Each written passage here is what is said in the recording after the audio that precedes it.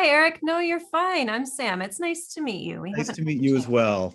Yeah, thank you for joining us tonight. Thank you for offering. Welcome. I had set the record to start as soon as we signed on, so we are up and running.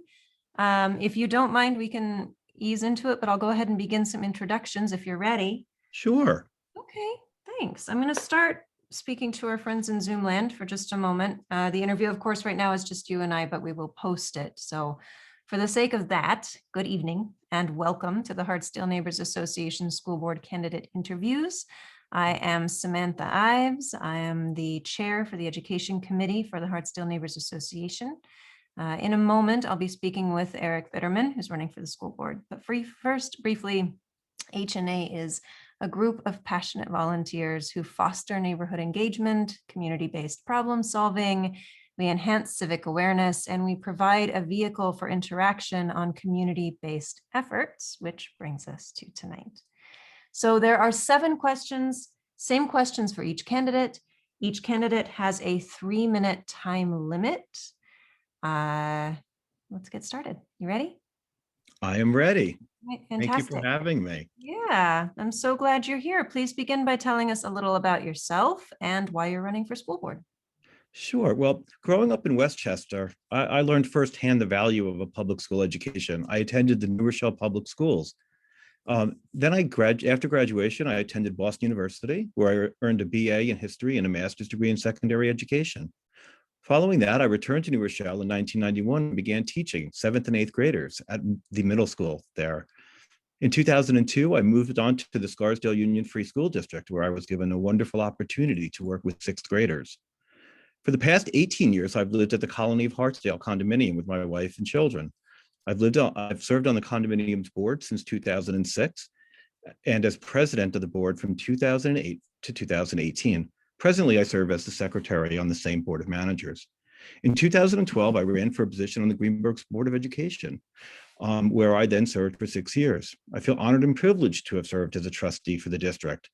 As a trustee, I always believe that the success of our schools touches all its members. I believed that then, and I still believe that today. For that to take place, it is vital that an open and respectful dialogue exists between trustees, parents, teachers, and administrators, including community members, those with and those without children in the district. It is only by including all stakeholders that we can really hope to achieve our students' great potentials. I'm running for re-election because as our district begins a new chapter with the new superintendent of schools, having experienced educators on the board is vital to facilitate the kind of progress our students and community deserve. We must shift the focus away from the cult of personality that has delayed progress and distracted us. School districts that are focused on student achievement do not need to create branding committees. They do not need to rely on the show and glow. In recent years, too much energy, much to the dismay of some trustees, has diverted our district's focus away from what really matters, creating an educational program that meets the needs of all students. Restoring that focus can only be done if both trustees and members of the central administration understand the roles that each plays. During my previous tenure on the board, I demonstrated the skill set necessary to help facilitate a respectful dialogue between the board and the community. If elected, I pledge to treat all members of the community with that same respect. I will continue to advocate that the Board of Education demonstrate transparency in all aspects of its policy work. Processes should never be hidden from view, and really listening to the voices of all community stakeholders should be celebrated. Board members serve as trustees, and that trust must never be taken for granted. It must be earned each day through the words and actions of every member. It is only when we work together, demonstrate transparency, and listen to those who wish to be heard that we truly put at the center of our efforts the well-being of our students. I believe I have the background necessary to be an effective member of the Greenberg Board of Education. My experiences, both professionally and in volunteer positions I've held, provide me the experience required to engage effectively in all aspects of the board's charge, evaluating educational programs, actively participating in the creation and oversight of a fiscally responsible budget, and building trust between all stakeholders are all priorities I am well suited to engage. Excellent. Thank you so much. Thank you. Can you please tell us, in your opinion, in what ways do you believe our school district is succeeding? And in what ways do you That's your timer, but you made it. You made I it. made it. Thank you. I know. To start this, so to stop the timer. You won't have In to worry about the timer on the next few questions, I Just keeps it promise. all fair. Keeps it all fair, except when I forget and the timer interrupts you. It's okay when it interrupts me. Back to the question, in what ways do you think the school district is succeeding, and in what ways do you feel there are rooms for improvement? Well, thank you. First, let me say that the Greenberg School District is filled with wonderful teachers who work tirelessly to the benefit of all of our students. Our student population for years has celebrated its diversity. And some people may mention this almost as a talking point or a soundbite, but it truly is the reason that people move to Greenberg. It is the celebration of our diversity. We are a small school district, 1,500 students, and we have great potential in that number. What I'd like to see is that we continue to celebrate programs that are being celebrated today. For example, the IB program. Now, Greenberg's had an IB program for many years, but it's only recently that we have begun to do it with fidelity. I was so pleased to learn about the Genesis cohort this year of 16 students who graduated through the program, through the IB. What an amazing accomplishment. And I look forward to that growing in the years ahead and developing so that more and more students can take advantage of this incredible opportunity. Now, what I'd like to see program like IB grow even higher, to higher heights, if you can even say that. Sorry, I got a little bit nervous there. I apologize. What I mean by that is right now we have some students who are partially participating, and then we have others who are engaged in the full program. I would love to see us to develop a more robust program, one in which more and more students can take an opportunity to fulfill all of the IB requirements. In order for that to happen, we are definitely going to have to invest in teacher staff development.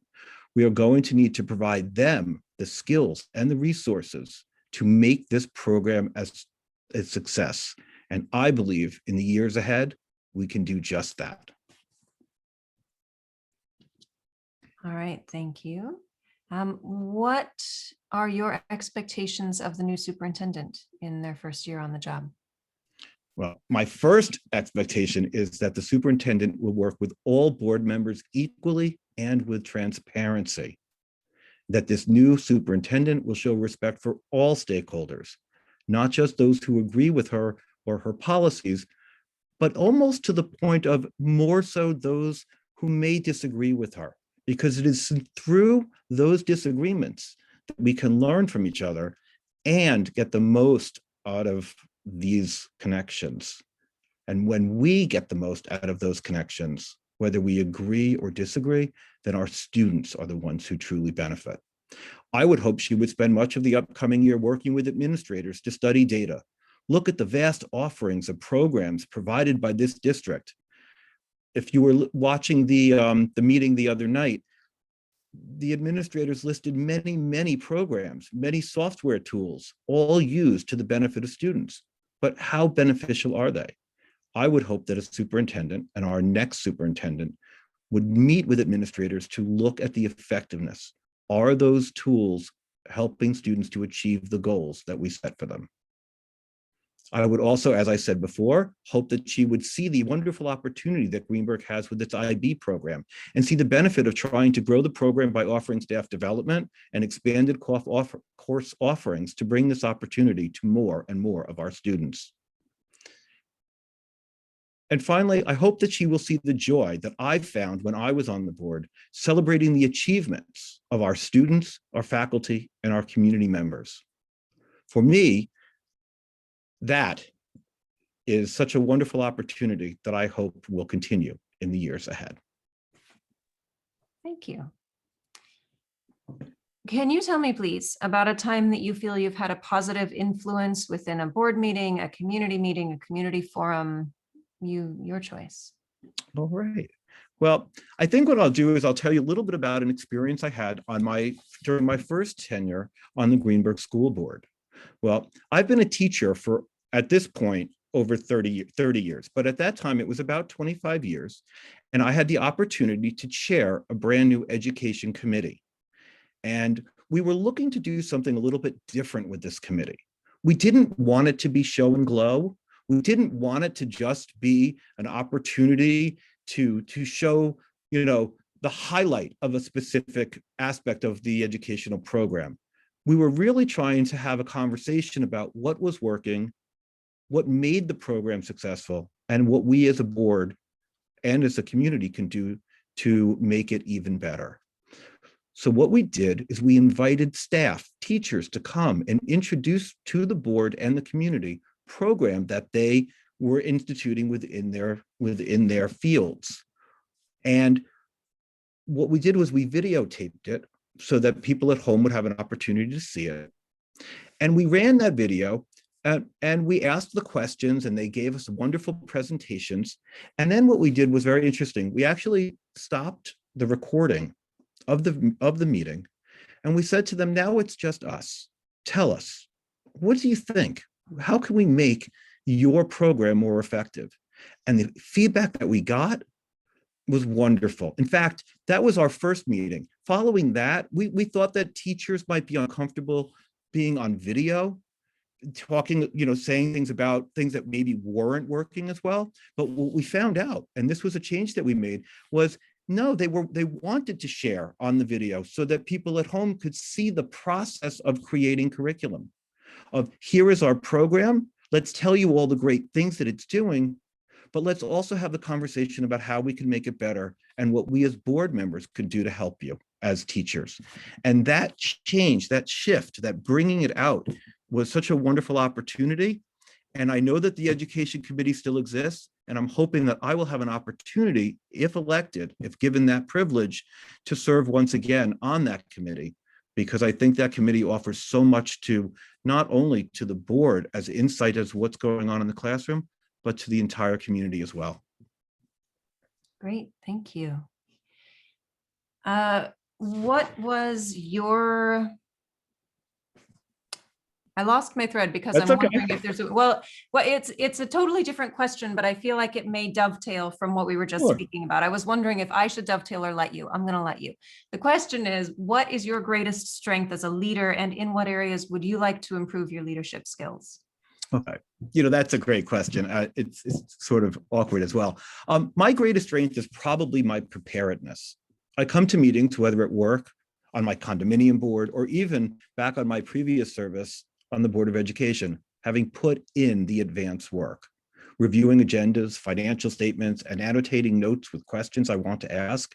Coming to any meeting prepared matters, especially when the well-being of others is on the agenda. As a teacher, when I attend CSE meetings with parents to discuss the educational plans for their children, the most important person in their lives, being a teacher, it's important to be prepared. I bring anecdotes and data to help all the decision makers in the room make the best decisions possible for those children.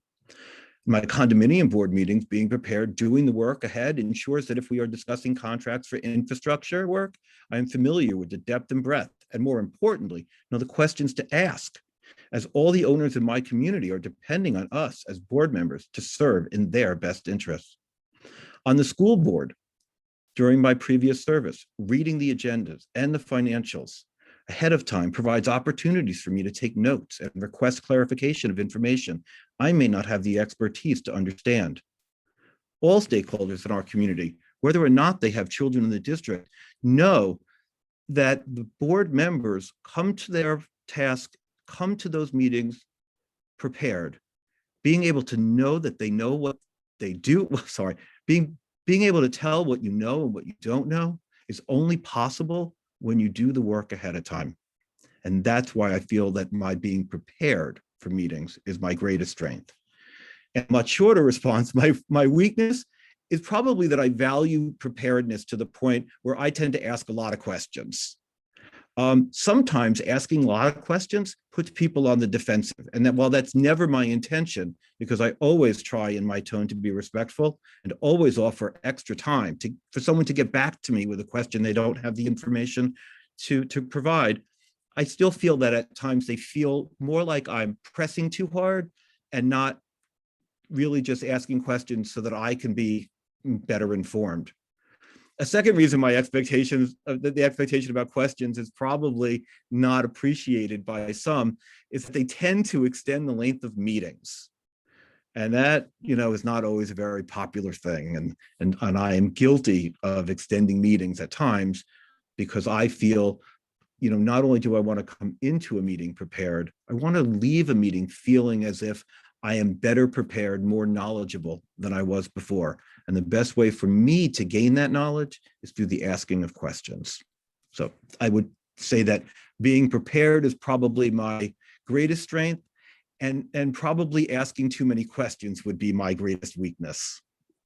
Having sat in what feels like a few thousand community meetings, I understand how you can feel that that would be perceived as Yeah, sometimes I'm the guy that everyone goes, oh no, right? But clock. when you have people relying on you, they're not in the room necessarily with you, but they're counting on you. There are lots of things that I wouldn't know the answer to. They're not part of my expertise, and yet I'm expected to have an understanding of them. And the best way to learn is by asking questions. Questions. So now you're definitely showing that you're a teacher. Thank you. I'm going to move into a slightly different topic. The budget for next year has been proposed. We hope that everybody gets out to vote on May 18th and votes yes to support the budget, please. Absolutely. Looking forward, though, what are your top 3 priorities for the budget moving forward? Okay, the first thing I would like to do is I would absolutely like us to consider streamlining some of our programs.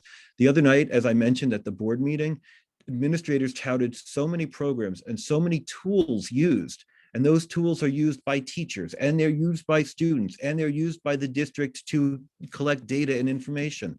And sometimes it can be very overwhelming, and it becomes very hard to understand what programs, what software, what tools are we using, and how do we know that we're getting the best bang for that dollar? Do we need all of these programs? Can we consolidate some of these programs and tools? Do we have surveys that would then tell us how these programs and software tools are being used and whether or not they're being used effectively? I think that that's an important aspect of, especially in the age of technology where almost everything falls under a technology budget line. So I think understanding how technology is used, the 3 parts, by teachers in a classroom for teaching, by students, and by the central administration for information collection, I think having that information, analyzing it, and understanding how that money can best be spent is an important part of the budget. I would also like to focus on what everyone is focused on these days, our infrastructure needs. We have buildings that have been around for a while, and it is so important that the district take an open, transparent, honest assessment of our facilities. We must, it is our responsibility, and I hope it would be my responsibility as a potential board member to make sure that our children are in schools that are safe environments for learning. How can we expect our students to succeed if we're not giving them the locations, the place in which they can do so? And finally, I think we need to also consider looking at our administrative structure. Is the hierarchy of administration being used to its most effective? Do we have overlap? So in some places, we have administrators that are covering multiple areas. And one of the things to look at, are those multiple areas lined up to be most effectively governed by those individuals, or overseen, I should say, by those individuals? So looking, and hopefully our new superintendent will have that opportunity to look at the structure that's in place and making sure that we are budget conscious and getting the most out of those administrative dollars. So those would be my 3 budget areas, things that I would like us to look at. Programming, including technology. I would like us to focus on infrastructure, which should not just, it should be a constant conversation in every meeting. And finally, we also should be taking a look a little bit about our administrative hierarchy and making sure that we're getting the most bang for our buck there. All right. Thank you very much. We're at our final question. All right. Thank you. We're going to switch directions ever so slightly one more time. Anyone interested to learn more about you, I'm going to give you the opportunity at the end to share the best way to reach you. But for the curious, we all turn to Google. So anyone who Googles you will find what, and what would you like them to know about those search results? Okay, well, I think if anyone was looking for me on Google, they would find that I'm a teacher, and that I serve on the board of a condominium here in Hartsdale, New York. What would they find? They would find I have a LinkedIn page. There's a school wires page from work. There's a Facebook page from my campaign for Greenberg trustee. You would also find an old LOHUD article about a past run for a school board here in Greenberg. And there's also some information about another Eric Bitterman out there that you might find. And you'd probably find, if you scroll down just a bit, on a website about government salaries, that you could probably find how much I earn as a public school teacher employee. So I think those are the things that you would find. What you wouldn't find, you would find nothing that would embarrass me, my family, or my community. That's a definitive answer. Thank you. I wasn't prepared to hit unmute. Well, thank you. I really appreciate your time. I'm glad to have a minute to get to know you. I look forward to learning more. And I wish you all the best with your candidacy. Is there anything that I can answer for you, since we have just a couple more minutes? No, I just think it's wonderful that you offer this service. This is so important that people have an opportunity to hear from the candidates. And I absolutely love the Zoom format, because hopefully it will be available and people can watch it at a time other than, a set time. I think, with people's Right. busy lifestyles, having that opportunity is wonderful. That's And I it. also want to just say, before we hang up, give me one last second. Look, vote yes on this budget, whether or not you're going to vote for a specific candidate, myself or any other. The important thing here is that it's for the students, it's for the children of Greenberg. And a yes vote for them keeps their programming, it shows support for them. So I think that I just wanted to end on that note. I do urge you, please, your friends, your neighbors, whether Hartsdale or other parts of Greenberg, Fairview, lots of places, let's all come together on May 18th and vote yes on this school budget. Thank you for letting me throw that plug You're out. welcome. No, it's great. Hartsdale Neighbors Association fully supports the budget. We've been keeping up with all the budget meetings, posting all the FAQs, and doing our own research, and we wholeheartedly endorse this budget. It's a very responsible budget, and we echo your plea for everybody to go out and vote yes. Would you like to share any way that people can reach you directly? Absolutely. Find us on Facebook. You can look up Eric Bitterman on Facebook, and I look forward to hearing more from you. Periodically on Nextdoor, but not so much. I'm not into social media, as you probably discovered when you asked what you saw on my Google. I'm not there, a little bit, but certainly not enough to have a presence. But please feel free to reach out to me on Facebook. Thank you. I appreciate your time. Have a nice evening. Thank you. Take Thanks. care. Nice to see you. Nice to see you as well. Bye-bye. Bye-bye.